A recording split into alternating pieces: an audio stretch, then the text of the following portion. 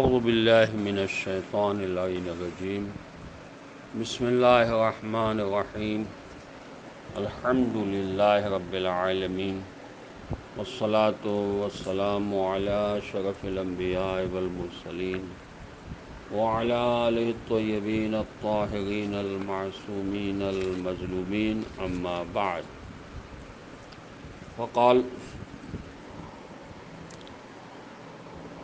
قال اللہ سبحانہ وتعالی فی کتابہ المجید وفرقانہ الحمید وقولہ الحق وہو اصدق الصادقین بسم اللہ الرحمن الرحیم فتقبلها ربها بقبول حسن وانبتها نباتا حسنا وکفلها زکریا كلما دخل عليها زكريا المحراب وجد عندها رزقا قال يا مريم أنى لك هذا قالت هو من عند الله إن الله يرزق من يشاء بغير حساب أعظم الله أجورنا بمصعب بن الحسين عليه السلام وجعلنا وإياكم من الطالب وليه الإمام المهدي من آل محمد علیہم السلام۔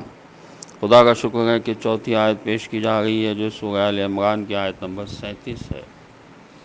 ارشاد الہی ہو رہا ہے کہ اس کے پروردگار نے مریم علیہ السلام کو خوشی سے قبول فرما لیا اور اس کے وجود کے پودے کو خوب اچھی طرح پروان چڑھایا۔ زکریا علیہ السلام کو ان کا کفیل بنایا۔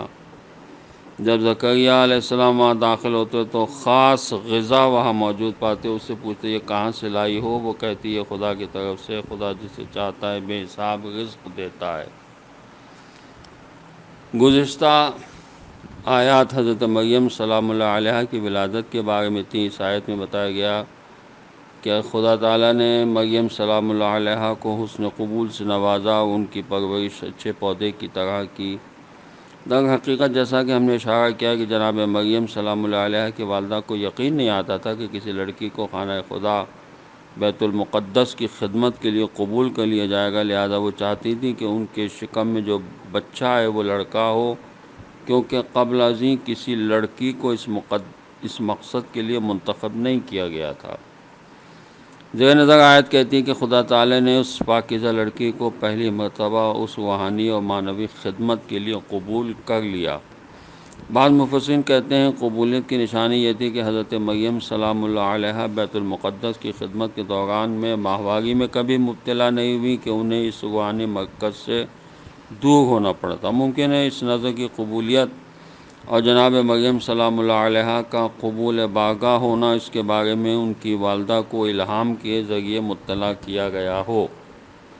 ضمناً یہ جملہ ایک لطیف نکتے کی طرف اشارہ ہے اور وہ یہ کہ خدا کا کام انبات یعنی اگانا ہے۔ جیسے پھولوں اور پودوں کے بیج میں اہلیت اور استعداد مخفی ہوتی ہے اور وہ باغبان کی نگرانی میں پرورش پاتے ہیں اور خود کو آشکار کرتے ہیں، اسی طرح انسانی وجود میں بھی ہر قسم کی بلند ترین انسانی صلاحیتیں رکھ دی گئی ہیں۔ اگر انسان اپنے تئیں تربیت کے لیے خدائی نمائندوں اور باغ انسانیت کے باغبانوں کے سپرد کر دے تو وہ بہت جلد تربیت حاصل کر لیتا ہے اور اس کی پناہ استعداد ظاہر ہو جاتی ہے اور یوں انبات کا مفہوم حقیقت کا روپ دھار لیتا ہے۔ کفلہا زکریا جو فرمایا گیا ہے تو اس میں کفالت کا معنی ہے کسی چیز کو دوسری چیز میں ضم کرنا۔ اسی مناسبت سے ان افراد کو کافل یا کفیل کہتے ہیں جو چھوٹے بچوں کی سرپرستی اپنے ذمہ لے لیں، کیونکہ وہ در حقیقت اپنے آپ کو ان کے لیے منظم کر لیتے ہیں۔ اس جملے میں قرآن کہتا ہے خدا نے زکریا کو مریم کی کفالت کے لیے منتخب کیا تھا، کیونکہ جیسا کہ تاریخ میں آیا ہے مریم سلام اللہ علیہ کے والد ان کی پیدائش سے پہلے وفات پا چکے تھے۔ ان کی والدہ انہیں یہودی علماء کے پاس بیت المقدس میں لے آئیں اور کہا کہ یہ بچی بیت المقدس کا ہدیہ ہے، اس کی سرپرستی تم میں سے کوئی اپنے ذمہ لے لے۔ علماء بنی اسرائیل نے اس سلسلے میں آپس میں گفتگو کی۔ ہر کوئی چاہتا تھا کہ مریم سلام اللہ علیہ کے سرپرستی کا افتخار اور منصب اسے نصیب ہو۔ اس مقصد کے لیے معاملہ مخصوص مراسم سے گزرا جن کی تفصیل اسی سورہ کی آیت نمبر 24 کی تفسیر میں آئے گی، اور آخرکار ان کی کفالت کے لیے حضرت زکریا علیہ السلام کا انتخاب عمل میں آیا۔ وآخر دعوانا ان الحمد للہ رب العالمین۔ السلام علیکم ورحمۃ اللہ وبرکاتہ۔